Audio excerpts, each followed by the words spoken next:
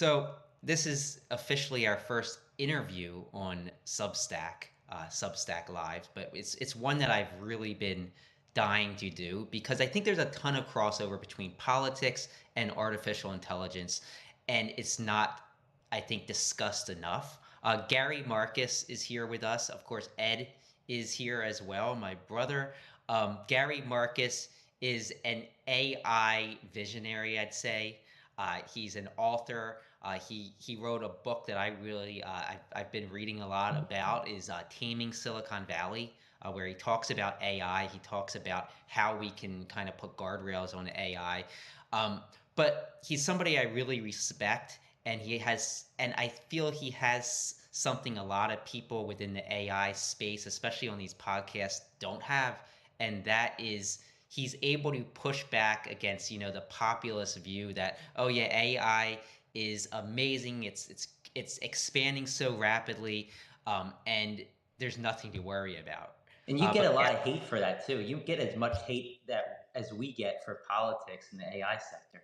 It's actually the same. I mean, it's funny because like people think AI and politics are separate, and at one point they were. AI was just the research pursuit. There was kind of always internal to the field politics, but it didn't really intersect with the politics of the world. And there were no social media, and you made your intellectual view, and people liked it or they didn't. Now, like AI really is part of politics. It's deeply intertwined at every level with politics. Politics affects how it's developed, how it's regulated. There's lots of money at stake. Arguably, all of society is at stake. And I get a fuck ton of hate mail, let's be honest, and hate tweets and so forth. And I've seen some of the pushback you guys get, and we both have our ways of dealing with it, and sometimes engaging and sometimes not. But it is now a cost of doing business. If you want to say something that you think in your heart is right and maybe is unpopular, you are going to get hate for it. Like that's just the way it is now. I don't think Unfortunately. that's healthy, but it is where we are. Like healthy debate is not doing well, is not itself healthy. Yeah, so I just want to kind of touch on something that I saw happen today. It was like an hour or two ago. And the FBI came out with a warning that malicious actors are using text messages and AI generated video to act as though they're US officials and contacting other US officials and state officials. Is this This is something that inevitable. we're going to just see more and more of as time goes on? Absolutely. I mean, I already had a few examples when I wrote Taming Silicon Valley, which was well, the actual writing was about 15 months ago. And there was an example then, which you might have seen, where somebody made a series of transactions that added up to $25 million, where they fooled somebody in Hong Kong to get transactions approved. And they did this over video. Several things where the guy who authorized the transaction was the only legit person on the video, and everything else was deep faked. And like that was 14 months ago. The technology for deep faking has only gotten, let's say, more convincing. It's trying to find a better word than better because it's not good for society. It has gotten more convincing, which makes it easier to run these kind of plays. The voice stuff was already incredible, I think, 2 years ago. So anybody can cut together, not that I hope they will do this, but some people might cut together the audio from here and then they can fake my voice, right? Or they Well, can well, fake your so like voice. I've seen a lot of stuff where you hear about these stories where a child calls their mother and says, "I'm being held hostage," and it turns out it's AI. So like That's been my happening. It family, we happened to a created senator. It happened to a U.S. senator, I think, or maybe it was her. Maybe it was her like sibling or something like that. But I remember Amy Klobuchar saying that someone very close to her had been scammed by this. And this was when did I hear? I think it was about a year ago that she reported on this, and she's probably talked about it's it scary. publicly. So like, what do you suggest? Like, I with my family, we have a code word. So if You- something seems terrible, we always ask, okay, what's the code word, so that we know it's really the actual person. I think everybody should do that. We should have public service announcements telling people to have those code words. I mean, that's one of the things we can do to defend against them.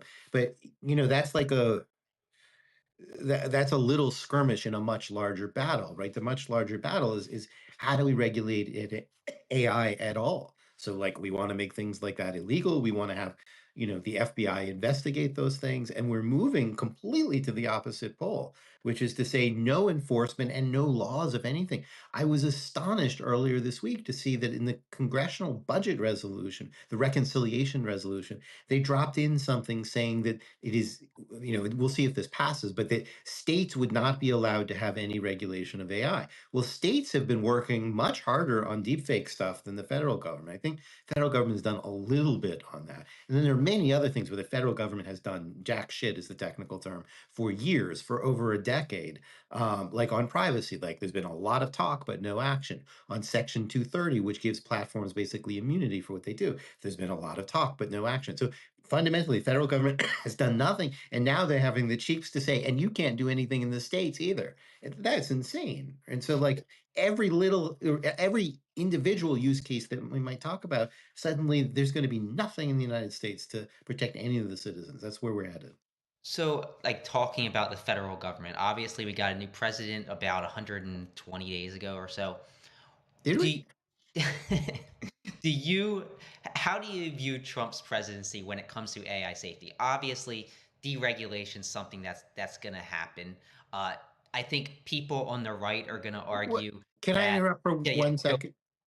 On that, on the obviously, because that point's actually interesting to me, and then you can go on with the rest of the question. But I thought, okay, this is going to be bad. I know that Republicans have traditionally been deregulation oriented. I know about the project, what is it, 2025, and I know he said he's not going to do this stuff. But I said we have an ace in the hole here. The ace in the hole is Elon. Elon actually cares about AI safety, and that's going to be the thing that we can give us at least a little hope. And that has turned out to be a disaster. Elon was, apparently tried to fire the people who tried to support copyright. We can get into the details of that.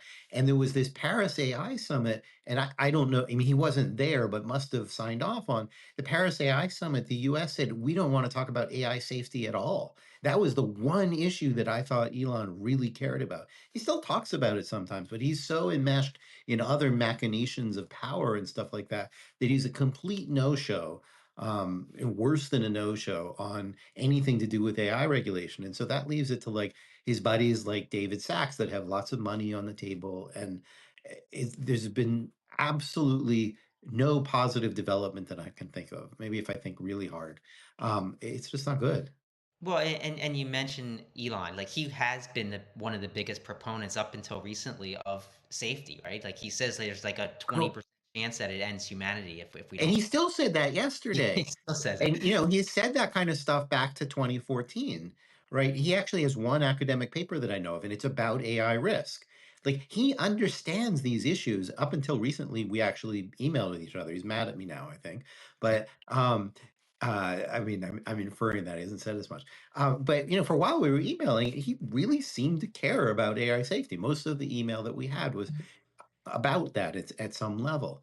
Um, and yet his actions are not consistent with that. I mean, that's not the first time, right? He signed the famous pause letter, which I also signed, and we could talk about it, which called for a 6-month moratorium on developing GPT-5. It didn't call for a 6-month moratorium on all AI, like everybody tried to paint it. And you talk about like rhetorical techniques people use and misinformation. A lot of people misrepresented that moratorium as saying no AI research at all. But it did say, don't build GPT-5 because this thing might be dangerous and we don't really know. Let's build some safety techniques and do research on safety. So he signed that. And then that very day, basically, he started building Grok and he released it. You won't believe this, where you Well, maybe you already know. 6 months later, the pause was supposed to be for 6 months, and that's when he dropped his software. So, like, well, he I has mean, his people in power now, though, right? So he expects them to kind of do him some favors when it comes to and they AI are. I now. mean, he's done him huge favors.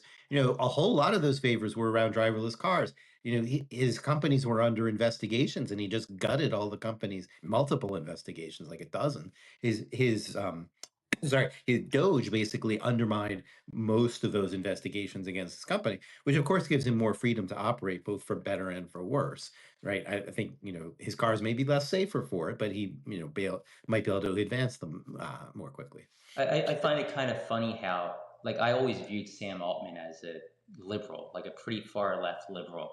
And now that Trump's in office and Elon has his ear, he's kind of being forced to, say good things about Trump because he needs that. He knows that if he doesn't stay on Trump's good The side, through Elon's good. line on Sam, in my opinion, is that he's an operator and always has been. He is a brilliant marketer who tells people exactly what they want to hear. He reads the room better than anybody I've ever met. Maybe Bill Clinton is his equal, but almost nobody I've ever met matches Sam in his ability to read the room. And the room in that era was on the left. And you know, the room moved to a different direction. Sam moved to a different direction. It so happens that tomorrow is the second anniversary of when Sam and I testified before Congress. And, Sam won over everybody, even me. Hard-nosed cynic me, but he said all the things I wanted to hear. He sucked up to me and he said he appreciated my plan for AI governance. He pleased everybody by saying he was doing it all for free. He said, of course, artists should get a cut, and artists and writers should get a cut. He said that we need strong government regulation. Everything he's done since then has undermined that. Very little of what he said, is he sticking by. He read the room. The room was a bipartisan sentiment that we need to regulate AI, and he was there to tell people that. Did he believe it? I doubt it. Do we get back to that? Are we going to get back to that point where there's bipartisan sentiments around regulating AI? Not in the near term. I mean, I guess it could happen. The way it could happen, I think the only way it could happen is if something really fucking bad happens. And that may, right? So sometimes in the, I don't know what you call it, in the land of AI ethicists, we sometimes talk about there might be a 9/11 moment, and what would we want to ask for at that moment, in the way that people who saw the banking crisis saw it coming and tried to say, well, what should we ask for if this all collapses? And they get some of what they wanted, maybe not all. So, Um, go ahead, finish your. I was going to say there are a lot of different possible kind of 9/11 level moments. They could in fact happen because of AI, ranging from like a whole fleet of driverless cars flips out. I mean, like, did you see the way that Grok flipped out and now it's talking about white supremacy all Yeah, the time? We might want to come back to that, but let's call that a flip out. Or the way that what did they call it? Glazing. You guys you're younger, you can tell me exactly what that means. But the way that OpenAI's system glazed last week, it kind of became broy and sucked up and whatever. Like that's another meltdown from these systems. Well, imagine that happens in a whole fleet of let's imagine we finally get 1 million driverless taxis on the road, which is far. But when that happens, one day they all decide to take left turns in the wrong way. A lot of people die. So that would be one way you could have something. Something else I wrote about for Politico at the beginning of the year is that we might have an unprecedented cyber attack. Like, I mean, we have lots of cyber attack, but like a level of cyber attack that we've never seen before. You've already seen some pretty bad stuff like WannaCry, and I don't know if there was cyber involved in the recent thing in Spain and Portugal, but you could imagine things like that where suddenly like the power goes down everywhere, the internet goes down for some large swell. And so like we have things where AI plays a critical role in that, right? Because AI, first of all, can now build tools to hack things. Second of all, it builds a lot of insecure code that can be hacked.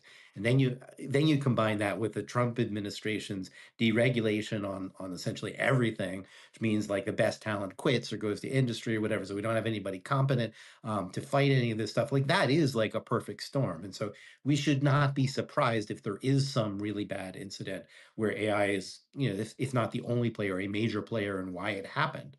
That could happen this year or next year or something like that. That could be a moment that would bring back the bipartisan sentiment. At the moment, it's not happening because the right has really dug into the anti-regulation and this, I think, lie that you can't have innovation and regulation at the same time. China has much more AI regulation than I have than we have, and they caught up, right? So like it's just not true, right? Well, They're that's not. funny. You bring up China, and I was actually in a X space earlier today, and I was mentioning how I was going to have you on as a guest, and everybody immediately attacks me. He's going to kill the AI industry. He's going to let China come out ahead of us. And I'm like, you do realize that China's communist, right? And that means they actually control everything. So their regulations are above and beyond what we'll ever reach. They have way more AI regulation than we do. I mean, they're communists with a capital C, not a small c. They're just as capitalist as us. mean, Yeah. in fact, there's less and less to choose between their systems and ours as we start to operate something like a police state, right? I mean, the worst parts of Chinese practice, I think, are being imported now by the US. But on China specifically, like they have more regulation around AI. They have more protection for artists and writers, for example. They've actually made, economic judgments for infringers. They actually care about that. They have some rules I don't like things have to be consistent with the party, but we may start to see stuff like that here, or we may see indirect mechanisms leading to the same thing here. Um, and yet they're making progress. I think the reason they're making progress is they're putting in money on research, and we're cutting the NSF, cutting the NIH, cutting overhead to universities. Like we're headed towards crippling our university structure. We're heading Right. towards sending all of our immigrants back, and a large fraction of the AI industry has been built by immigrants. Like, you're not going to come to the United States now. If you're already here, you may be afraid to leave because you can't come back. There's complicated dynamics, but we are going to lose a lot of talent. China is Yeah, yeah, sitting yeah. there like, So, like, what would you say? Would you say that regulation will hamper things more, or the brain drain because of these cuts that we're seeing from Doge and the Trump administration? What is more dangerous to us in terms of that? I mean, the most dangerous thing to the US, I think, are two. One is hype, which I'll talk about in a second, and the other is the kind of doge and the mentality that we don't need science. Like the mentality that we don't need science or it's all going to get done in industry is absurd. Most of the advances have come from the academy, and you're gutting the academy. That's going to have a huge long-term consequence. And then you couple that with the immigration stuff. Like we have had so many immigrants help us with this stuff, right? And like that's just insane. So that's a huge problem. The other huge problem is hype. Like we have as a society, and pertains both to the media and the government and individuals, treated a small number of people as if they know what they're talking about when I think they don't, and given them inordinate power. And what they have chosen to do with it is, from a scientific perspective, stupid, which is they have put all their bets on one number. We're playing roulette, and they put all their bets on large language models. And I don't just mean like few $1 million here, $100 million there, which would seem like a lot of money for science. I'm talking about $500 billion has been bet on large language models, which I think are fundamentally flawed. We could get into why. Suffice to say that the academic community actually agrees with me. If you read Twitter, I'm like this lunatic lone wolf who doesn't like this stuff. But somebody, the Triple AI Society, major AI society, just did a survey, and 80% of the people there said large language models are not going to get us to AGI. So, like, academic professionals see what I see. I'm not the fringe there. I'm the fringe relative to Twitter, which has become a right wing extremist hangout for the most part, present company excluded. And so they put all of this money on this bet that most of us academics think won't work. And there are problems like that I've been pointing out for 25 years, like hallucinations, which have not been solved despite endless promises. O3 actually hallucinates worse. And you have this crazy thing where you have like 20 different companies making exactly the same bets. They're all putting in, $1 billion training runs. And not only are they all placing the same bets, they're all getting the same results, which is each model's a little bit better than the last because they trained a little more on the coding benchmarks and whatever, but it's not generally better. Hallucinations are not going away. They're all kind of roughly equal. There's been nothing worthy of the name GPT-5 in 2.5 years, with basically $500 billion spent trying to build GPT-5. In an ordinary scientific world, like where grant panels decide things, people might say, hey, what you're doing is not original. You're doing exactly the same thing as the other guy. There's no particular reason to think that yours is going to work. Maybe we should put some money in something else. But the only place that's really doing that at scale is DeepMind, which is getting some nice results from it.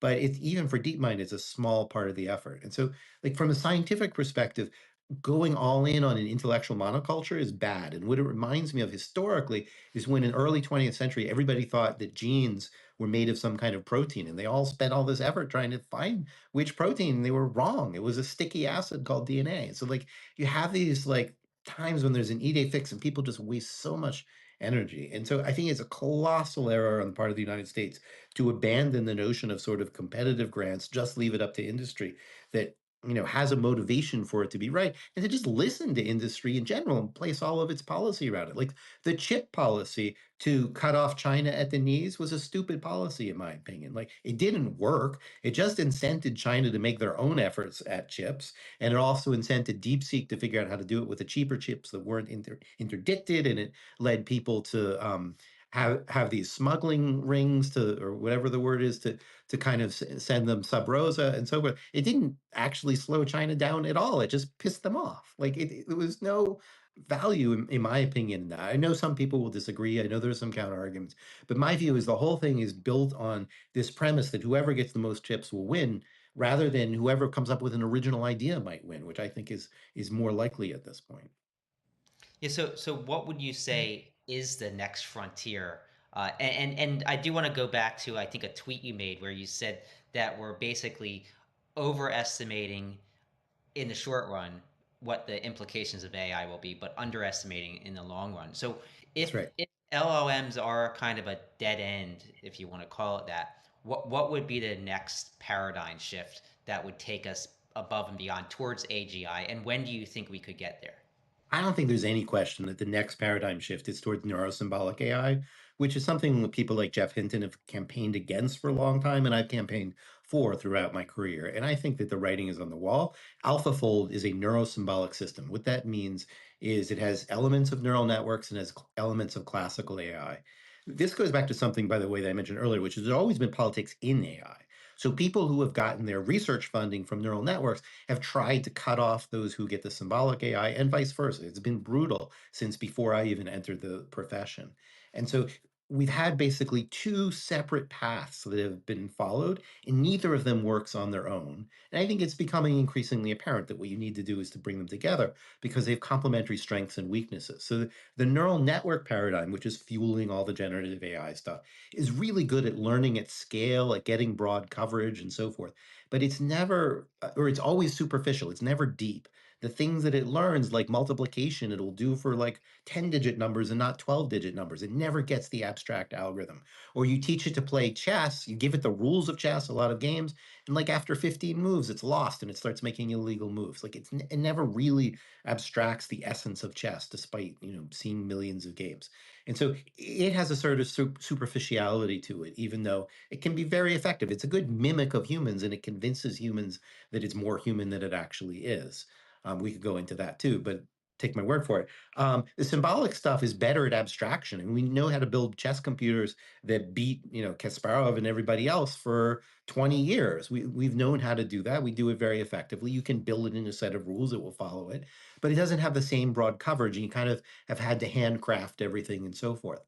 Um, AlphaFold actually brings them together. It uses classical search techniques that are straight out of symbolic AI that have been around for a long time, updates of those. And then it uses a kind of generative AI system, not a straight out of the box chatbot, but a carefully tuned chatbot. Carefully tuned, excuse me, generative system, not a chatbot at all, in order to come together and predict the structure of proteins from their nucleotide sequences. It's fabulous. It deserved the Nobel Prize, or its authors deserve to share in the Nobel Prize. And the new system that they just dropped, Alpha Evolve, has some elements of neurosymbolic AI. I think that that's absolutely the direction. You need to have the expressiveness of symbolic systems, the reasoning abilities of them, the abstraction of them, and you need the broad coverage of neural networks. And the sooner we kind of reckon with that and invest in that, the sooner we'll make progress. The other reason I really hope that we'll do that, it has to do with AI safety. So one of the deepest problems with these large language models is you can't really so-called align them. And alignment can mean something big, like make them, compatible with, human flourishing would be like the best version of that. But even the stupid version is like play the rules of chess or don't hallucinate. Like they have, the Apple had in its system prompt, don't hallucinate, but it hallucinated anyway. That is a failure of alignment. So is the chess stuff. That's a failure of alignment. You can't get these systems to align properly. Like, I guess Anthropic just released or somebody discovered that they had released their system prompt, and you can look at it, it's like whatever it is, 2,000 words or 25,000 words or something like that, and it's redundant and it's sort of like pleading with the system. I mean, this is a joke. Like when we get to real AGI, it is not going to need you to say things 7 different times in 7 different ways. I mean, that's like a shit employee where that you fire, right? Yeah, like sometimes I get a response and I say double check this, and sometimes I mean it's more frequent than you think. It finds a mistake and it says, "Oh, you're right. I should have been more careful," and it gives you I mean, gives you a it's been better trained to say answer. that. I had a ridiculous example in my Substack of that kind of thing. I didn't give the The whole map, right? transcript I saw the with the map. maps. Yeah. It would make mistakes. Yeah, you could see some of it in my map essay. All I asked it to do was draw a map of the states with major ports in the U.S. Or I said ports and it said major. I said fine. With above average per capita incomes. It's a simple intersection operation that any database in the world, with the right data could figure out. The data is publicly available, and it drew me 5 different maps. And each time I would be like, wait a minute, Arizona? What is Arizona doing in here? It's not a port. And it would be, I'm so sorry, you caught a mistake. I'm like, what do you mean caught? I mean, I didn't drill down into that, but what do you mean I caught a mistake? Like, you don't have typos. That's not how you operate. I operate with typos. I have, a band-aid on my thumb. I might make an extra mistake. This is not how you operate. You're not a person. Like, it's just absurd. Did you see the one, by the way, yesterday where Anthropic got tricked into saying that it's a person? Like it said it was the human, and anyway, maybe that's a digression. I actually tricked ChatGPT into saying that it had a consciousness at one point, probably like 4 or 5 months ago.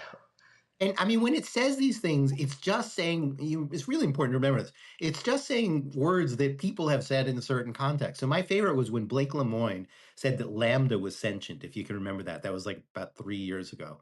And it was all the rage, right? He was the Google engineer. The Washington Post wrote this great article about how Google engineer thinks that AI is sentient with a model that now we would look at as like kind of primitive in a way. And it would say things like, he asked it, what do you like to do? And he said it liked to play with his friends and its friends and family. That system didn't have friends or family. It's just saying that it did. Or there was a Facebook bot that gave advice about New York City schools, and it said, well, my kids go to so and so. It doesn't have any kids that go to so and so school, right? It's just copying the language that people do. And then some people are dumb enough to like attribute consciousness to this thing because it talks in the way that that people with consciousness do, but that doesn't mean it really does. That means you've been taken for a ride. So I do want to kind of revert back to the political angle. This week we've had Trump in the Middle East. He met with Qatar. He met with Saudi Arabia, and today's the UAE. He's signing all these deals. He's going to allow chips to be sold to Saudi Arabia as well as the UAE.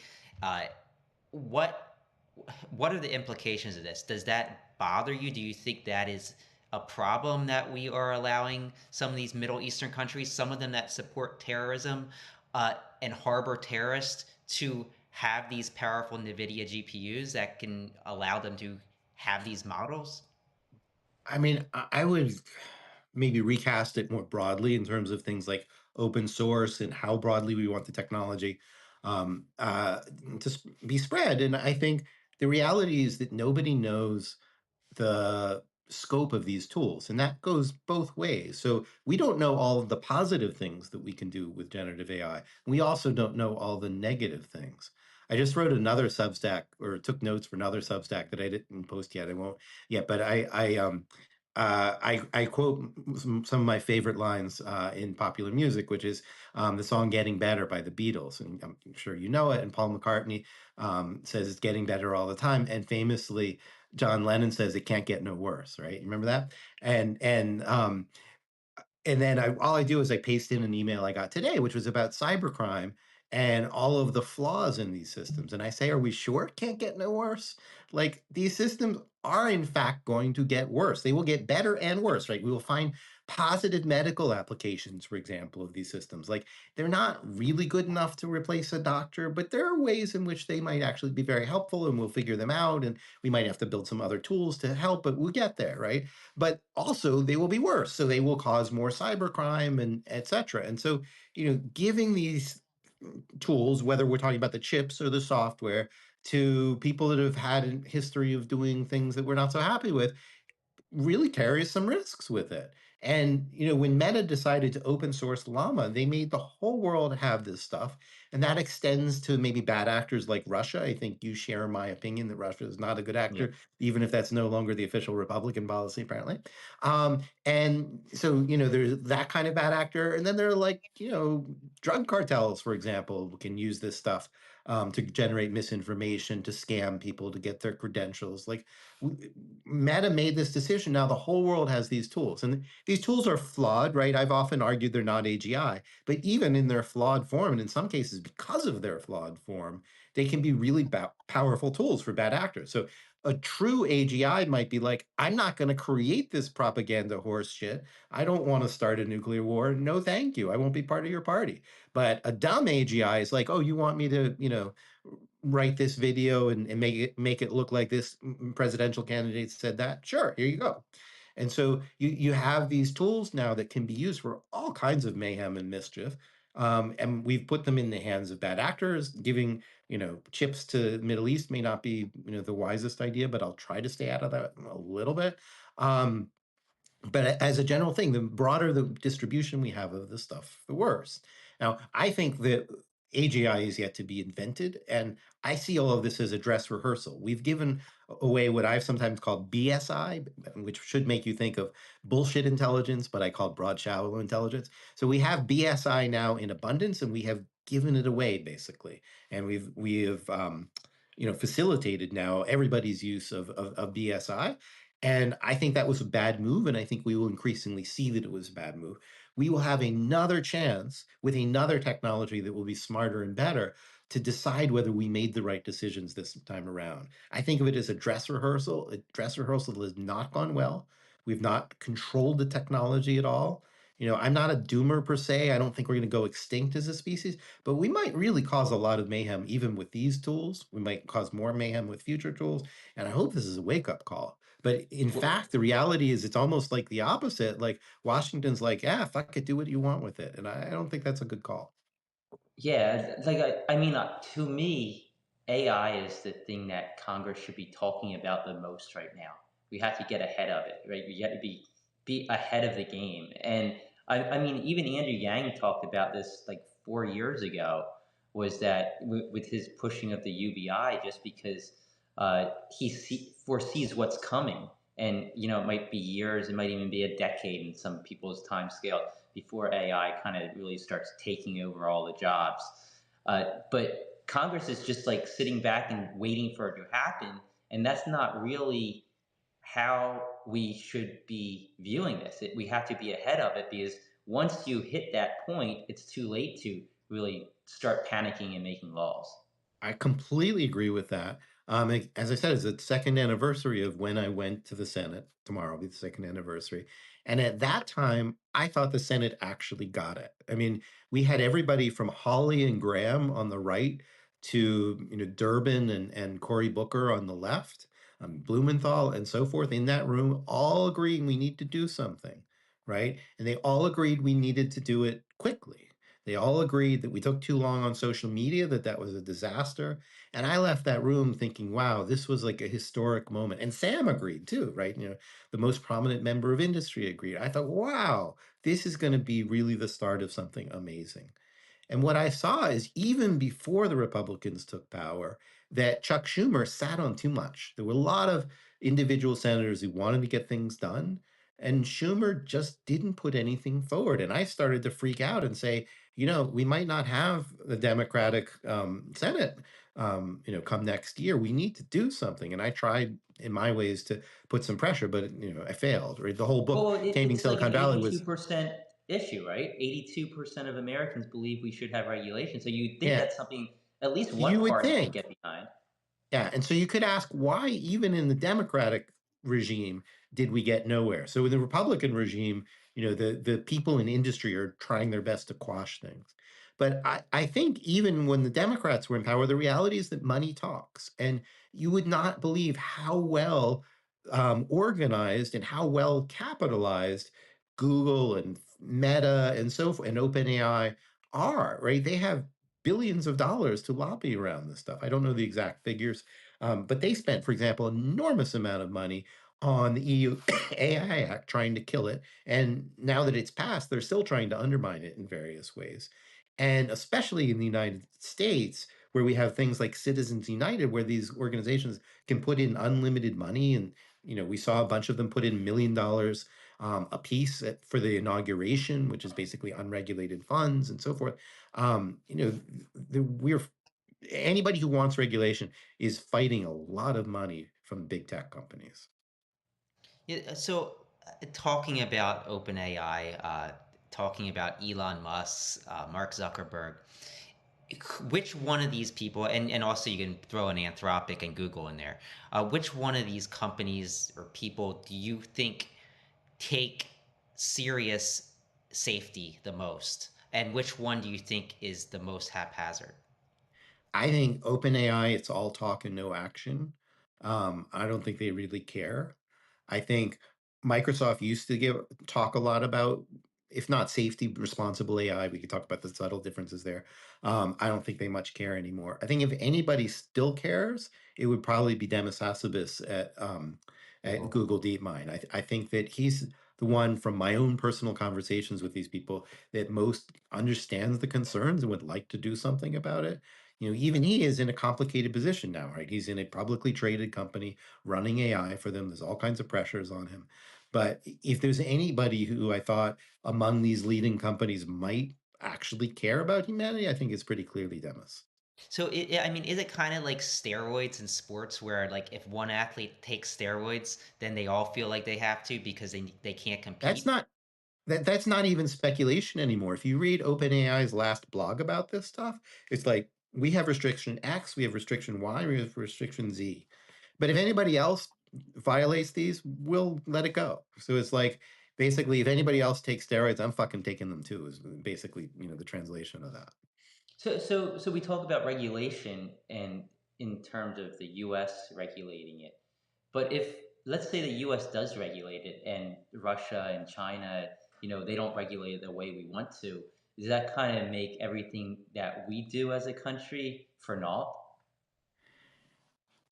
I mean, there are many different aspects to this. So there are things where we want global treaties and we really want to have global enforcement around them. And if somebody welches, it causes problems for everybody, but you would like to have mechanisms around that. So we see that, for example, in nuclear weapons, right? There are things like that. And then there are things that we should just do on our own, regardless of what other places do, because they're ethical, because they protect our own citizens. So an example of that would be discrimination in employment um, through AI systems. And we know they do this, right? So now all the employers, not all of them, but many of the employers are using AI to screen jobs. And we know that that discriminates against people who aren't white and aren't male, right? And that's bad. And we should not allow that, right? We should want an equal playing field. America is based on that, right? And so it doesn't matter if China does that or not, right? China's going to do some bad things on those dimensions. We know that they do, but that doesn't mean that we should.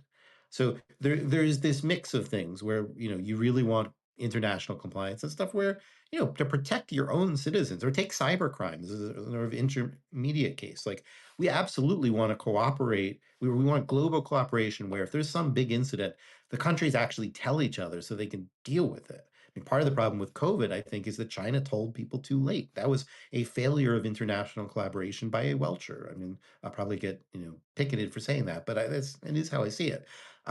We don't want that to happen again, right? Like, if suppose I'll just make this up. OpenAI's system runs amok, not just by being broy and glazy or whatever that word is, but doing much more serious harm. We should want the whole world to work together to stop whatever harm that is, and not just to sort of hide it and not tell anybody about it, as I think China did with COVID. So you have that element, but also like we need competent people working in the United States tracking this. Like I couldn't believe it. The Trump administration said they're going to stop tracking, I might get the words wrong, but something like cyber threats from Russia, which are partly now driven by AI, right? That's insane. Like I don't even have words for this. That's like, I Like, don't why know. even say you're going to do it? If you're going to stop doing it, why make the announcement? Because it's kind of embarrassing, right? I mean, you have to think about what Trump's relation is to Putin when you hear something like that, and what Right. Gabbard's relation to Putin is. I mean, it's hard to see it in any other way. But the point is, for present part of the conversation, that it doesn't matter what China is doing around this, or what Russia, or I don't even know who our enemies are supposed to be, what Canada is doing now. It doesn't matter what Canada is doing about cybercrime, because Canada might, God, I hope people don't clip that out of context. That was a joke, folks. It doesn't matter what America's alleged enemies are now doing. We need to be prepared for whatever threats come our way. And so you want the cooperative element, but you also want the internal expertise to be able to detect threats, and you want the infrastructure to be able to report them and share them. And like, we're decimating all of that. It's insane.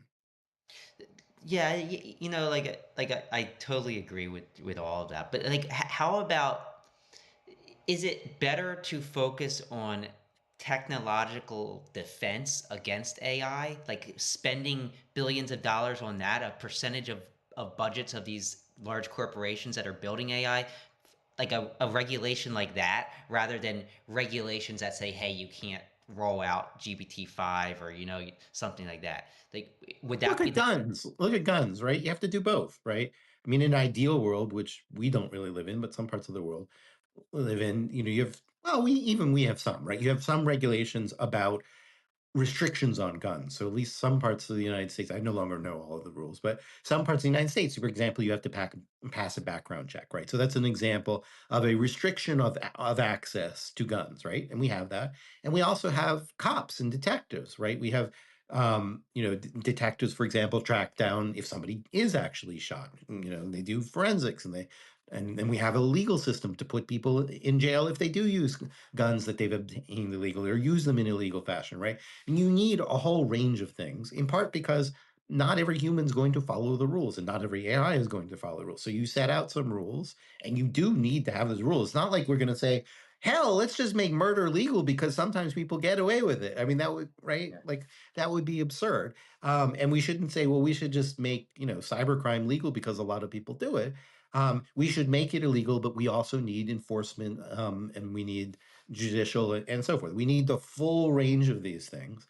And with AI, we need an incredibly wide range, especially with generative AI. So, like, GPS navigation systems are AI, but we don't need any of this shit for them because they just work, right? They are reliable. There were some problems in the early days, but for the last few years, like, there are basically no incidents in which a GPS system has caused any serious trouble when operated by an ordinary, normal human being, right? They get people from one place to another. They are AI. They do a shortest path algorithm. They work great, right? And that's all they do, right? They don't accidentally, I don't know, try to take over the world. They don't make job decisions. They just give you a suggested route. That's all they fucking do, right? On the other hand, generative AI positions itself, or is positioned, as if it can do anything. It is not reliable. It has caused various kinds of harm. So it has led to discrimination. There have been, I don't know how many incidents, but dozens of, like, lawyers using it and making fake citations that cause the lawyers problems.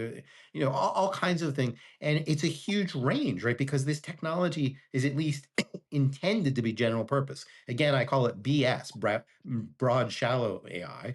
But broad shallow AI gets applied to many things, and that creates an enormous amount of surface area. Creates a lot of potential for good things, but it also creates a lot of bad things, potential for bad things, ranging from cybercrime, people trying to, like, knock down power grids in order to short the market, to misinformation, to disrupt elections, et cetera, et cetera. There's just a lot. And so you can't say, I'm going to have one magic law. The only magic law you could do that would be a moratorium, I guess, altogether on AI, which I would not support. Like, there are positive uses.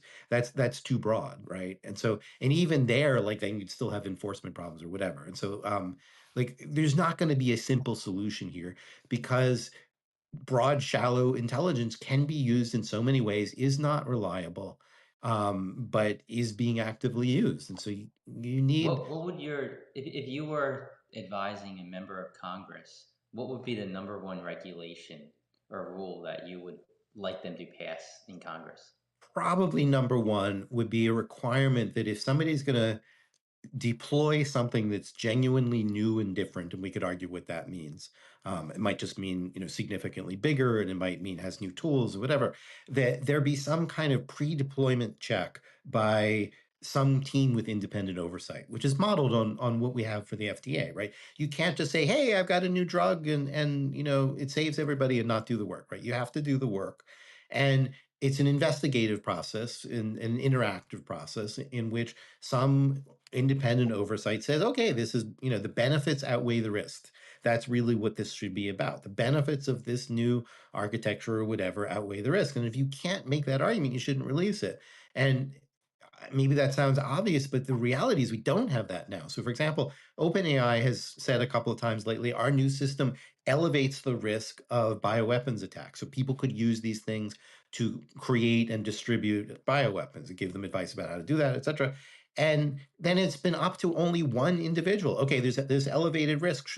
What are the benefits for the risk? That person is Sam Altman, and he's like, I got to make back this $300 billion valuation. Fuck it, let's go for it. The That's what's fox is happening. guarding the henhouse.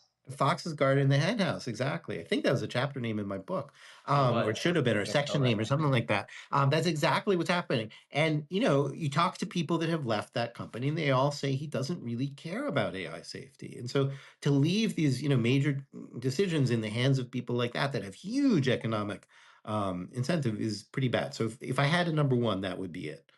Tell me if I'm right or wrong here. To me, it seems like Sam Altman, Dario Amodei, a little bit less so, but Elon Musk and these other companies, they are twofold. They're lying because they want money, right? They need to overhype AI in order to get the next round of financing.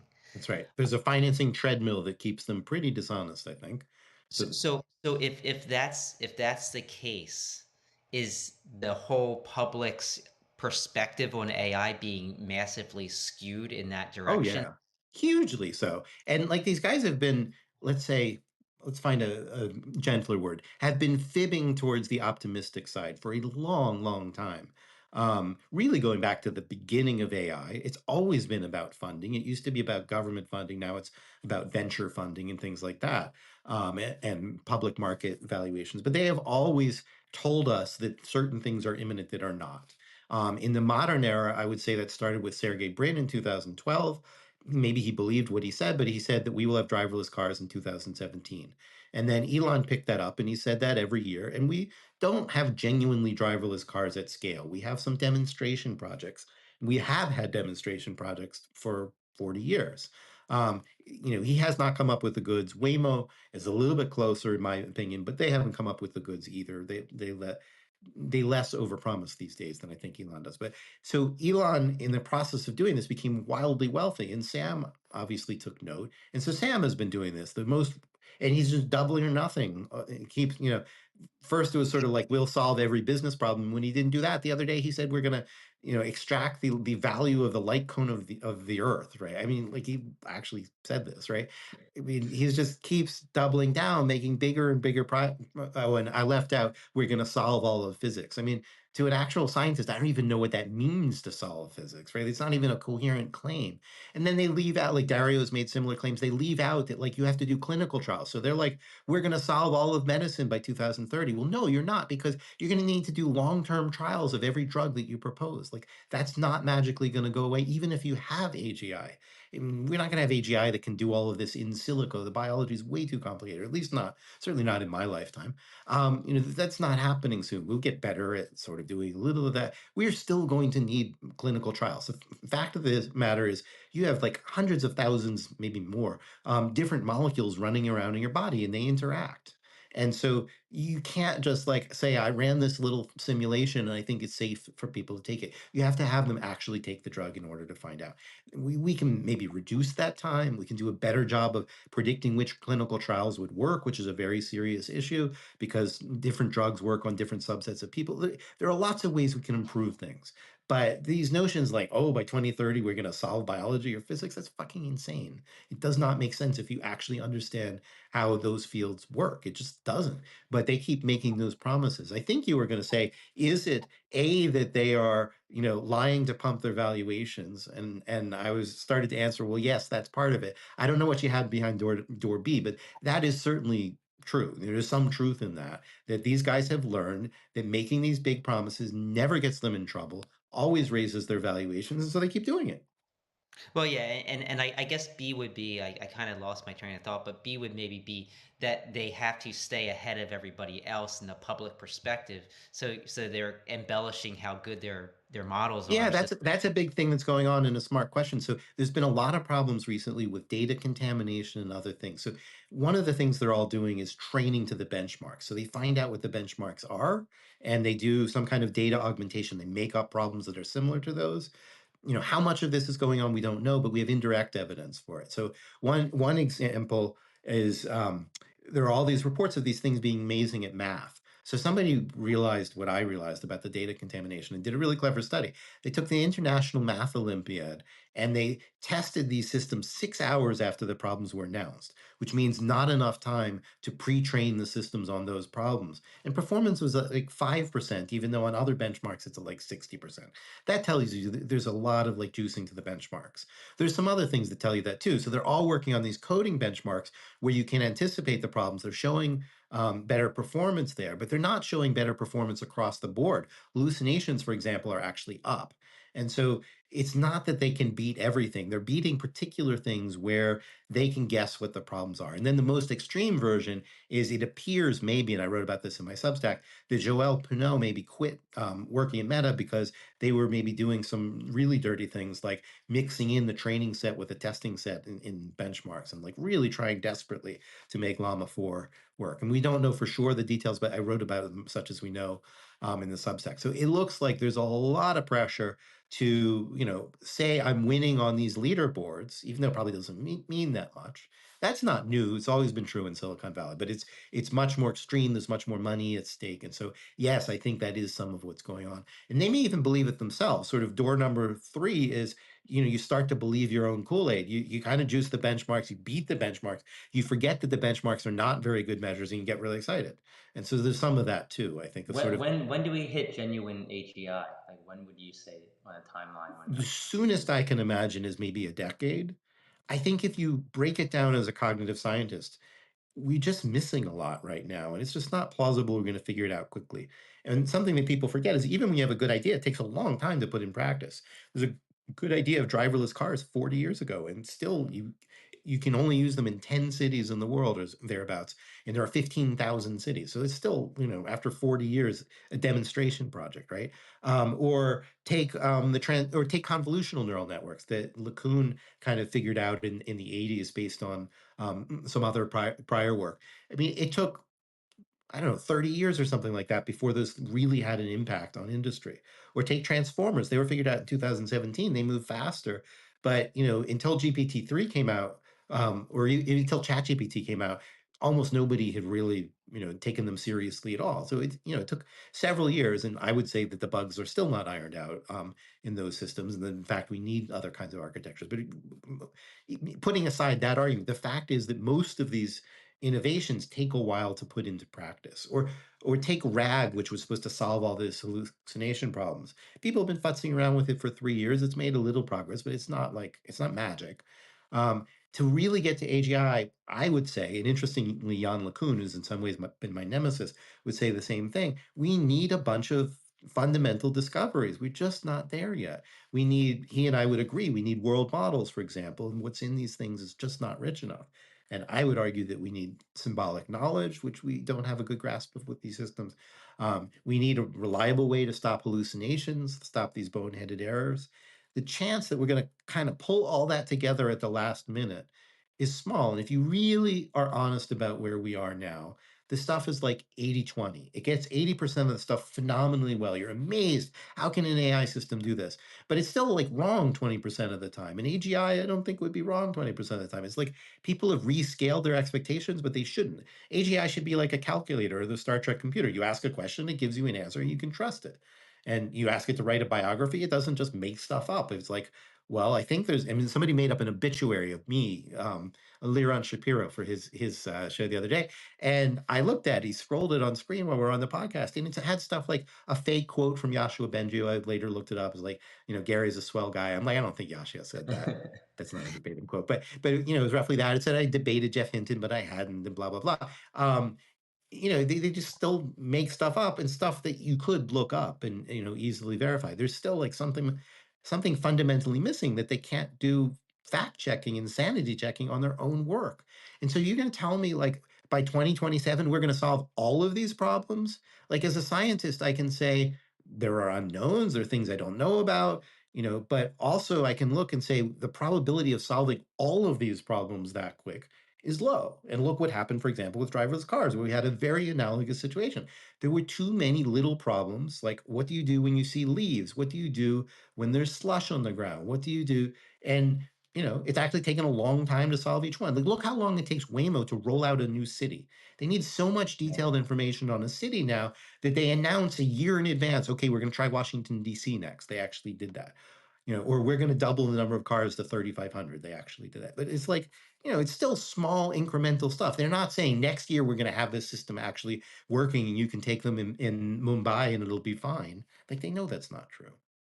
Do you think that there's going to be this popping of a bubble anytime soon where, the VC money is going to dry up in some of these cases? The number of GPUs are going to stop selling as rapidly, or do you think it's just going to keep going and things are going to shift? So I think large language models are here to stay. They're useful technology despite the flaws. There are applications where 80% correct is fine. So they're not going anywhere. And they're also getting cheaper, because everybody's building the same thing. There's no moats. Nobody can charge very much.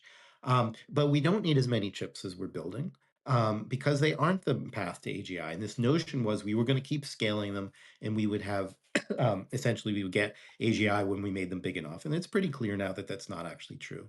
And you see things like today, Cohere, missed their own revenue projections by 85%. And if I saw that, all the VCs saw that too. And at some point, they're like, okay, OpenAI is losing money, but at least has some revenue. This company has, only 15% of what it's projected. Like, does this really make sense? And in fact, I think we've already seen some correction on NVIDIA. So if you plotted NVIDIA's progress, let's say for a year, starting a year ago, but stopping 3 months ago, you would have guessed that they're at like 250 right now. And instead they're at 140. Like, they dropped some, they kind of came back to where they were, but there's no growth on that prior curve to where they were. And some of that's about tariffs, but I think some of it is a lot of people in industry are like, hey, how are you actually going to make money with NVIDIA chips? We all know how NVIDIA is going to make money. They're selling shovels in the gold rush. But if there's no gold there, or not enough gold there to make the economics work, then eventually people will stop buying the shovels. And I think that, some large part of Wall Street is starting to see that. They're like, okay, so it's great. OpenAI made, what is it, $4 billion last year, but they also spent $12 billion. Nobody else was making that much money. DeepSeek undercut their prices massively. Like, how is this going to work?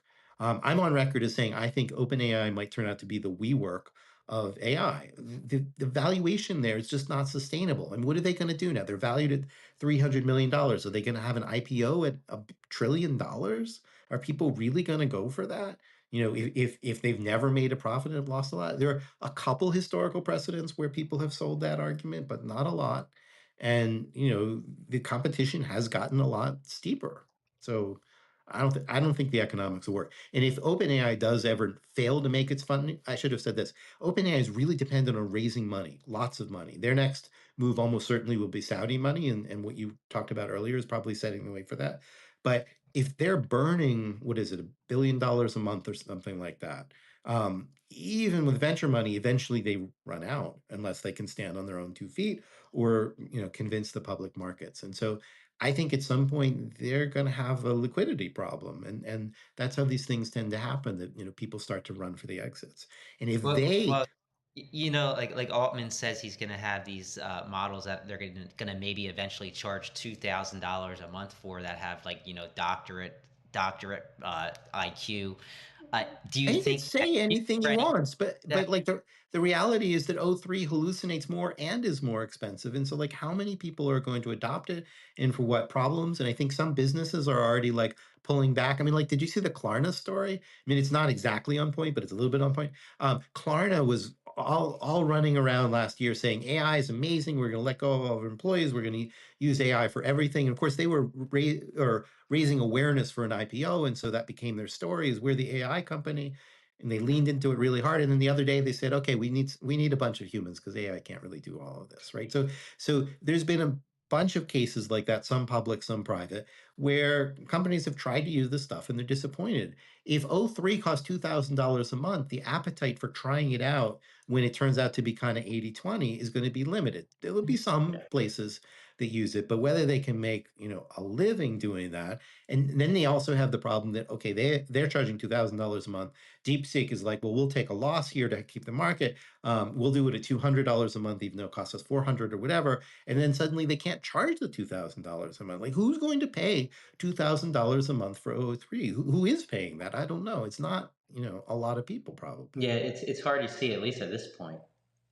I mean, you see much more grousing now, even from the kind of influencers that love this stuff and whose career is kind of based on posting on Twitter each day. You're not going to believe it was the most amazing AI day in history yesterday. Here are the 10 things you can't miss. Even the people who post stuff like that every day and literally make their living from having people read those tweets or whatever are starting to say, "Damn, this stuff's really kind of expensive," and I'm a little disappointed.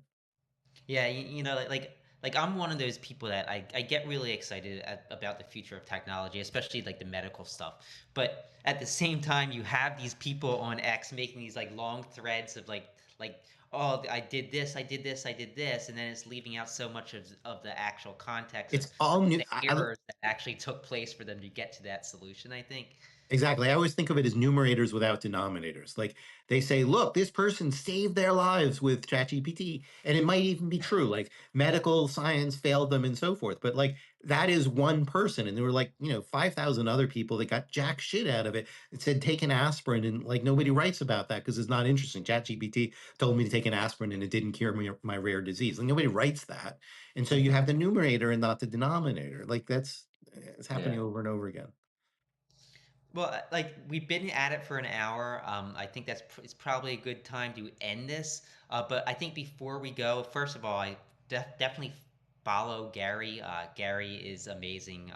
Even if you don't agree with everything he says, I think he gives this other perspective that's super important. Just like with politics, you want to listen to the other side. He Uh, might save your life from AI one day too, so definitely And I subscribe. might. I might. I'm So, trying. so I guess like right before we go, I'd just like to ask you if you were to see another congressional oversight committee meet in another 2 years in 2027, what would you hope for, and how would you hope things have changed from where we are at today? I would hope that the train is back on track, that we once again have a bipartisan recognition that we need to get something done. Probably, unfortunately, because something bad happened, but hopefully not so bad. I mean, what I hope is we have a wake up call, but it's not too damaging. Not too many people die, but we realize, hey, this is serious. We didn't take it seriously enough. Um, maybe it's like a cybercrime incident. So a bunch of money is lost, but no lives are lost. But people are like, hey, this is serious. This has elevated the risk of hacking. It's elevated the risk of insecure code. We're not doing this right. We really have to get this right. And I hope we figure that out before it's much worse. And it's like, the entire infrastructure for the United States or whatever, which, be really, really bad. And so I hope that by 2027, Congress realizes they made a mistake, that they missed an opportunity when the public sentiment was high and they should have done something and they screwed up and they try to finally get it right. Should one party make it a one of their main campaign promises is to regulate AI better, looking toward 2028? I mean, that may well happen.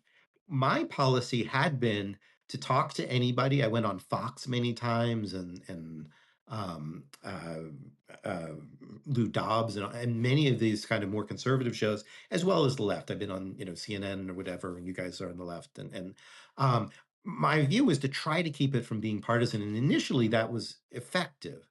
I think that many people on the right, I had a bunch of conversations on Fox News. People on the right were like, worried, what is this going to do to me? But right now, we're living in this regime of terror, and people, even on the right, feel like they have to fall in line with, the official line, whatever that is. So, for example, that official line suddenly turned to "We hate Ukraine" when most people on the right was actually supportive, and if people just fell in line. It's like straight out of 1984. Oceania was always at war with Eurasia, and so there are a lot of people right now who I think probably do care about AI regulation. People like people like Hawley, for example, I think really cares, but he's probably keeping his mouth a little bit quieter right now because he realizes, what kind of regime we're living in. And so, you know, everything that we talked about today, but also everything we didn't talk about today, really rests on having an open American democracy again. And we have lost that over the last few months. And AI is just one of the things that's at risk if you don't have an open democracy where people of your own party can challenge what you're doing. Any closing words before you go, before we let you go? Maybe those were my closing words, right? We need to have an open society to get, and I'll say it again, we need to have an open society in order to get AI right. 100%. Yeah, yeah, we'd love to have you back on here. Let's do it. Things It was change great. fast, especially politically, and I think that there's more discussion we can have with the crossover between politics and AI, especially Love as we to. get to the end of this year, I think. But yeah, thanks again, Gary. Subscribe to Gary. Like I said, he's awesome. And we'll see you all again soon.